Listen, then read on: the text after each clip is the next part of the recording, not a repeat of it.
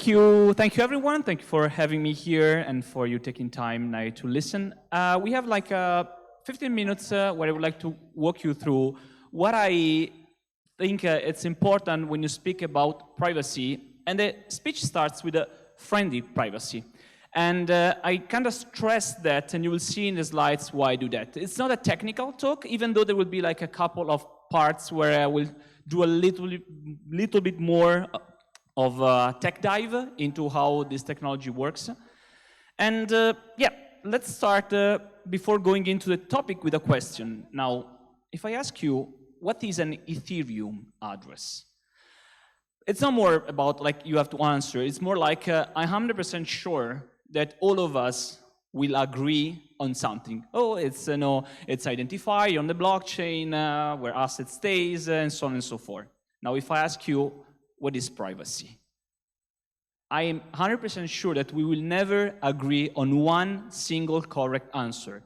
Because privacy is a very broad concept, okay? What is private for me probably is, or like, let's see the other way, what is private for people living in North Korea, probably something that I give for granted here. I don't even think that about privacy.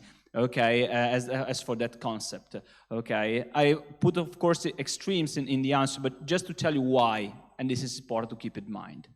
Now, when you speak about privacy, it's very broad, because if you look at a field like messaging, here I kind of say it's, I won't say easier, but it is. I mean, there are two parties involved, with a sender and a receiver, okay? There is not like a blockchain. I just need to make sure that my data stays private and compliant till it reaches the expected receiver and the other way back to me. There is a leader that Signal, if you're not using for messaging, I kindly suggest you to use that on a daily basis. And basically, it's a messaging app with good privacy. But when it comes to transactions, I mean, there are a lot of tools out there that can be used for privacy. There's not a leader in the space around that. Again, it's very broad. And what worries me most is these tools are rarely used by most of the users. And I think that the answer is not because they are lazy, okay? I think the answer is because the tools are too complex to solve a problem of privacy very often, okay? And this is also a complex problem because it's not like sending money between me and you. There's a lot of things you have to take into account. I know there's like pools with liquidity and so on and so forth. There are a lot of players in between these actions. This is why, no, it's not so easy to solve privacy. But the majority of the users will never care about privacy if the user experience is not great. We can build the best tools out there that provide privacy, but if none of the user is using, then in the long run, even us will be forced to act as one of these users, because in the end, the standardization will come around what most of the user does and do every day. And this is why it's important to keep the user experience in mind when we talk about privacy. Privacy with user experience, what do I mean? I mean these practical things. I mean that I should be able to share my ENS and make sure that that ENS somehow is integrated into a privacy system.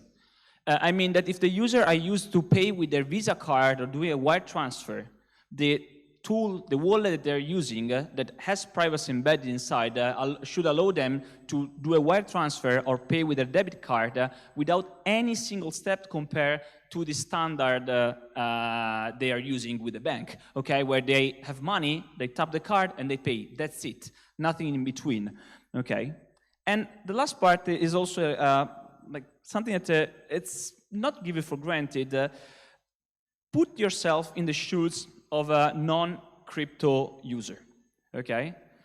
In the traditional finance, self-custody doesn't exist unless you keep your cash money, because the day you go to a bank, money is no more yours. That's how you agree on when you open a bank account. But privacy is there. What I mean by privacy, I mean that if I want to pay you, I don't know how much you have in the bank account. I don't know what you did with your money before now, and I don't know what you will do with that money from now on. When they go now to crypto, there's this beautiful thing of self-custody, but they figure it out, the privacy is not there anymore. And this kind of like, oh wait, is that an upgrade or a downgrade for me? Probably a downgrade, because if then I pay someone else, I see not only how much they have, but what they did with that money in the past. And this is a big problem, okay, that a regular user might not agree on solving quickly. Now, how can we obtain privacy in the crypto space? Now, go more to the heart of the talk, okay? There are two main tools. I mean, they're not like tools, they're more concepts around, and there are different implementation of those tools. One is called privacy pools.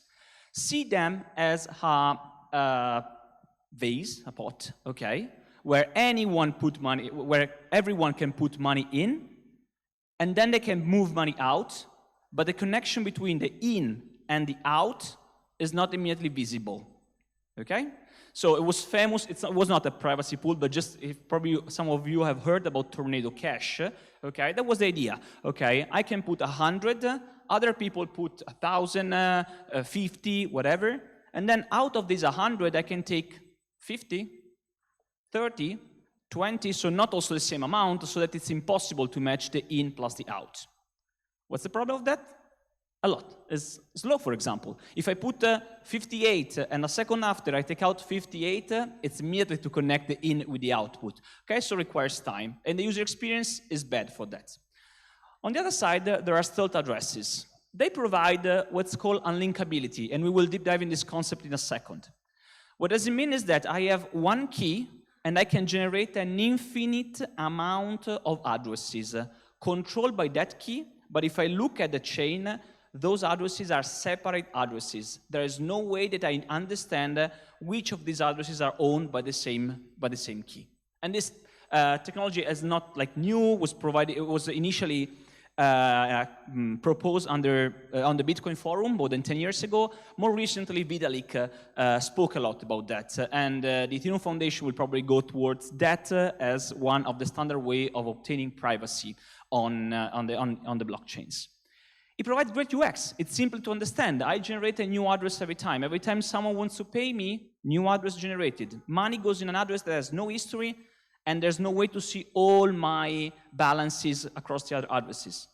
But then when I want to spend money, yeah, of course, that money can still be followed. There is no breaking of traceability, okay?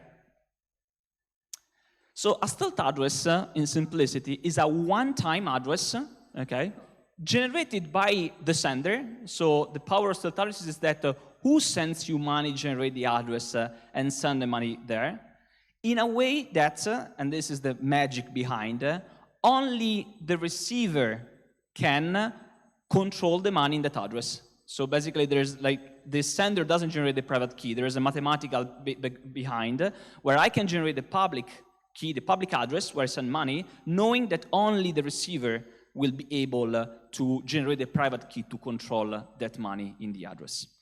It's kind of a new thing, because we are used to, okay, we generate the address, we share the address. It's kind of a change in what we're used to do. So using stealth address ends up in something like this. You have different addresses with different assets on them. The asset stays there. From outside, you cannot connect all of them, but you, as a user, can connect them. Because it solves the problem of privacy with a different angle. There is no more the concept that one user is one address. One user is an infinite amount of addresses. Addresses are infinite, okay? You can generate more addresses than the amount of atoms in the universe, okay? Just to give you the idea of how many we can generate. And so it's not a cost for a user to generate one of them. And the problem is the management of all these assets. And this is where the UI, the user experience comes in. This is where you need, of course, a wallet, because I cannot remember, oh, I have all these addresses. As a user, I want to open an app and see, oh, I have $1,000. Then who cares if it's 50 here, 70 there, 100 there? When I want to spend, it's on the app level that the app needs to figure it out, the most privacy-preserving path to figure it out where this money must come out of. By the way, all these addresses, at least for what we do at Fluidkey, they are smart accounts, okay? And this simplifies a lot the user experience under the hood, because you can sponsor gas, you can do batch transactions, you can do like a lot of things that brings the user to an experience that's much more closer to what they're used for. Now, very quickly, unlinkability versus untraceability. Stealth address, privacy pools.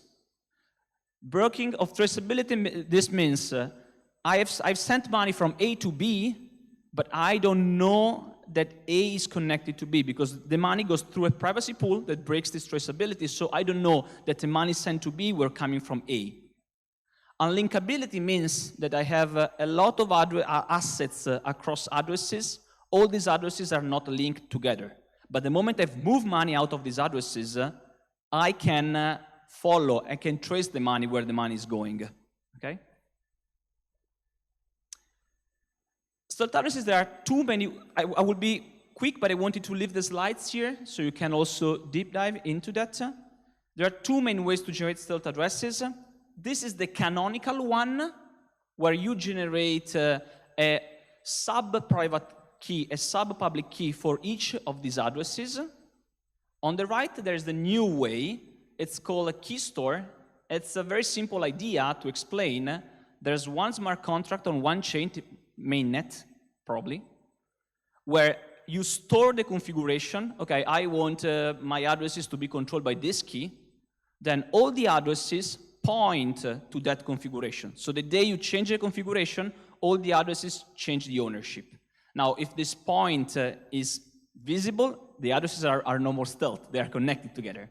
If there's a ZK proof to connect this to the configuration, then with the ZK proof, you kind of hide this one, and there's no way to understand. You're back to a stealth addresses. All these addresses controlled by a key, but you don't know which is the key, thanks to the ZK.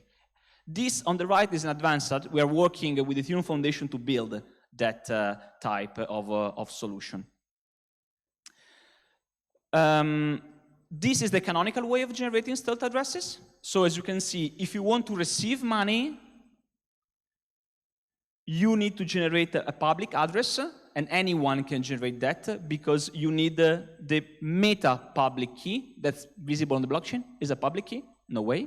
When you want to control that address, you need to generate the private key, bottom right, and only who controls the address, so who can send the money, has the private key. There's no way that from top left you can get on the bottom right. Okay? Again, I told you there was just an input. There is like a lot of papers on that. You can speak hours just on this one, no? The problem I was telling before is like, okay, but this way of generating stealth address works. Why should we find a new one? Okay, what this key store you mentioned before? Okay, because the day you want to rotate a key, it's a mess. Now, with the solution I told you before, there's a key store in one place. The day you change, all changes. With stealth addresses, the day you want to change, you need to go in each address you generate, supposing that's a smart account, and rotate the key there. It's impossible to do, okay? In fact, but can I rotate keys with the canonical way? Of course not, okay? And the solution is the god of all solutions that we have nowadays, is zero-knowledge technology, okay? And this, I'm sorry, with the live, you are not seeing that, but that was just like a very brief diagram of how the key store works. It's exactly what I told you before. On the left, there's a key store, sees a tree under the hood where all the leaves on bottom have the configuration store inside. On the right, you have your stealth address. In this case, it's a 1 out of 1 safe own. And the configuration controlling is not written in the safe, but points to one of the leaf of the key store, and this pointing is hidden somehow through a ZK proof. Okay, that's again. I just want to pass the concept more than in practical how you do with codes. And before questions, I have one about. Okay, but then what's the future? We spoke a lot about stealth addresses in the last part of the speech. For me, and this diagram is not mine, has been made by Vitalik in one of his posts, this is the future. The future is where users doesn't have one address, has a lot of addresses with assets on that. Bottom right, stealth addresses. Now, the day they want to interact with protocols, addresses are regular addresses. You can do without any problem, but the day you want to break traceability, because you have received your salary, and you don't want to pay everything out of your salary so that everyone can see how much you make, you send your salary through a privacy pool broken into a lot of chunks on a lot of your stored addresses. It's impossible to know that all these addresses are yours, but you know that are yours. Okay? And in this way, I think we have reached a level where privacy is the same privacy a regular user has on TradFi, but with the advantage of self-custody. If you want to help, please feel free to play with stored addresses. Fluidkey is one solution. Umbra Cache is another solution. It's free. There's nothing requested. And you can scan the QR code if you want to try out. And this is the team currently working on that. But feel free also to reach out. Handle Fluidkey. You can find us on Twitter, Farcaster, Telegram. We have a channel with the same handle. Or reach out personally. I would be super happy then listening from your feedback. Because that's the most important part. We're building for the end user, and feedbacks help us building for the end users.